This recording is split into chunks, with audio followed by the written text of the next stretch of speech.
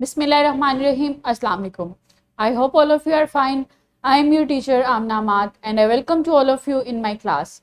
My dear students, today we are going to start a new chapter about force and motion. इसमें हम देखेंगे कि forces क्या होती हैं, different types of forces देखेंगे और force और motion का आपस में क्या relation है.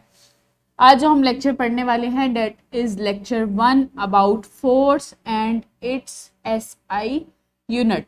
फोर्स क्या होती है और उसका सिस्टम इंटरनेशनल यूनिट के हिसाब से उसका यूनिट क्या बताया गया है. जो सिस्टम इंटरनेशनल जो है ये एक सिस्टम है मेजरमेंट का जिसके मुताबिक डिफरेंट जो मेजरेबल चीज़ें हैं लाइक फोर्सेस एंड मोशन उनके यूनिट्स निकाले जाते हैं इसकी मदद से. तो सिस्टम इंटरनेशनल यूनिट के हिसाब से फोर्स का क्या यूनिट है वो हम देखेंगे. उसके लिए एसएलओ देख लेते हैं. फर्स्ट पहले describe the effect of force on changing the speed and direction of motion with time.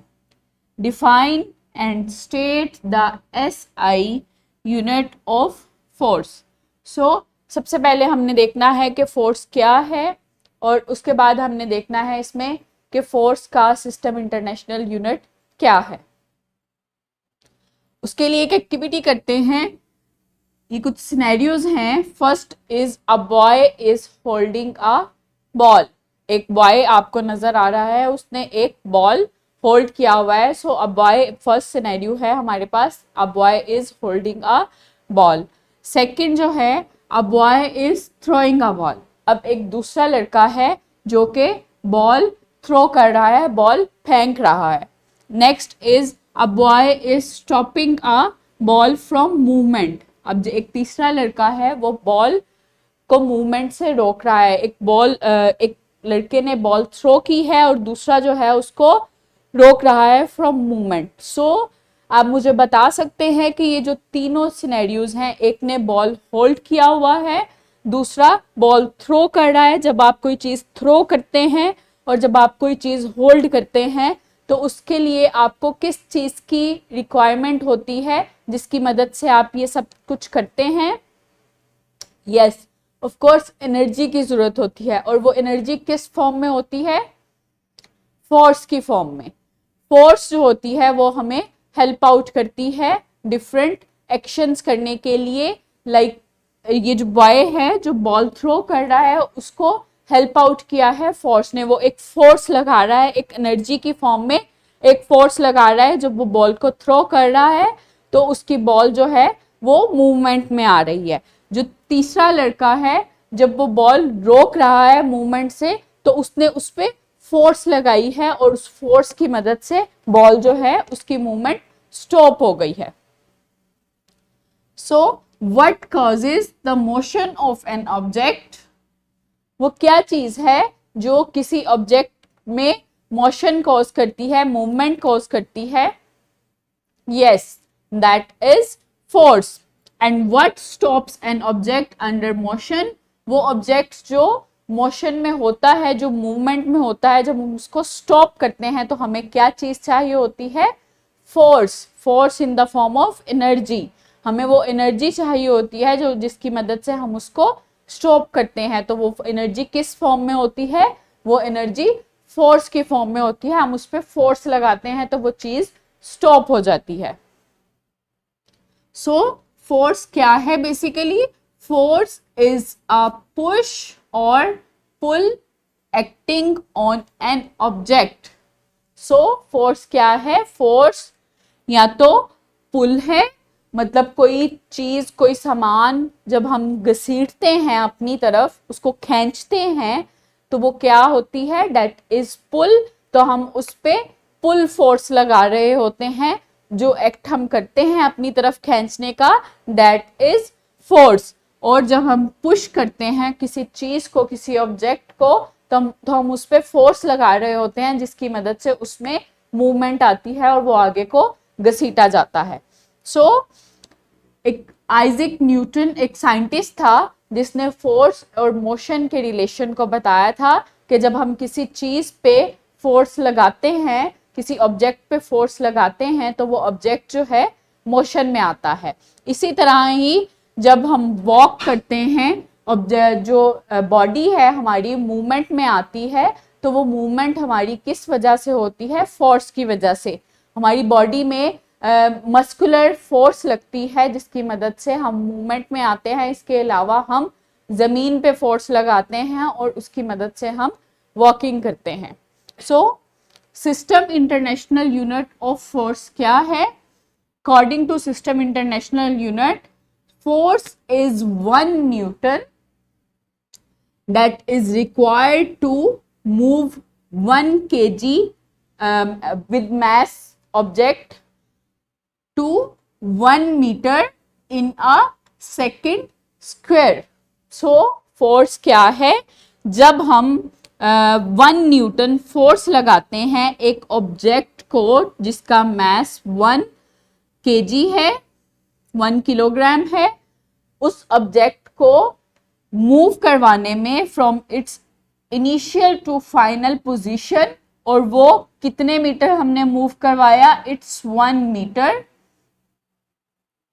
और कितने सेकंड में करवाया? दैट इज 1 पर सेकंड स्क्वायर।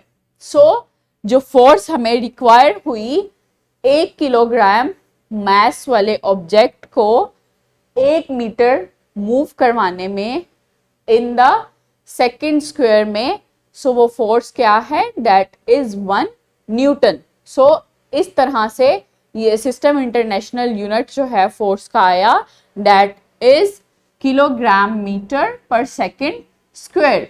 इसको हम force is equal to mass into acceleration की फॉर्म में भी लिखते हैं। इसमें जो फोर्स है दैट इज 1 न्यूटन, मास जो है that is 1 kg and acceleration is equal to metre per square.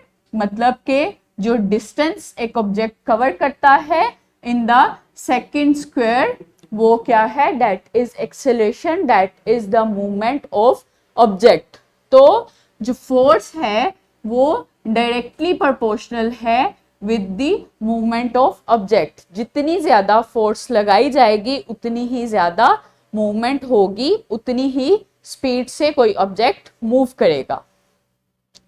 सो उसके लिए एक स्प्रिंग बैलेंस दिया गया है जो जिसको हम कहते हैं न्यूटन मीटर, और स्प्रिंग बैलेंस इसको हम फोर्स मीटर भी कहते हैं, क्योंकि हम इससे फोर्स निकालते हैं किसी भी ऑब्जेक्ट को मूव करवाने के लिए जितनी फोर्स लगती है। तो ऑब्जेक्ट को हुक के साथ हैंग किया जाता है और वो उस ऑब्जेक्ट का जितना ज्यादा मास होता है वो उतना ही ज्यादा जो ये यहाँ पे जो रीडिंग आती है उतनी ही ज्यादा वो रीडिंग देता है। तो इस रीडिंग को जान के हम देखते हैं कि इस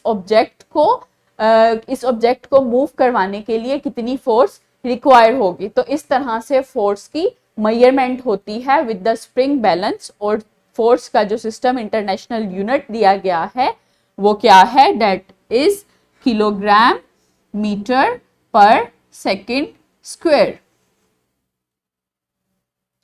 सो रैप अप करते हैं लेक्चर को। फोर्स इज अ पुश और pull acting on an object. Force क्या है? दैट इज अ पुश और पुल, या तो हम पुश करते हैं ऑब्जेक्ट को या फिर पुल करते हैं, तो उस पे जो एक्टिंग होती है हमारी दैट इज फोर्स।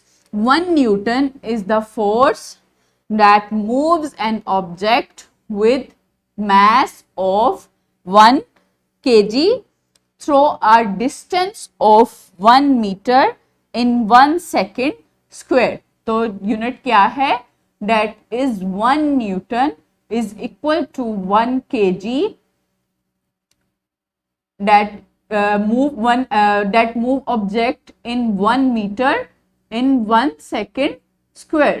तो यूनिट क्या है? That is 1 Newton is equal to kg into mass over second square.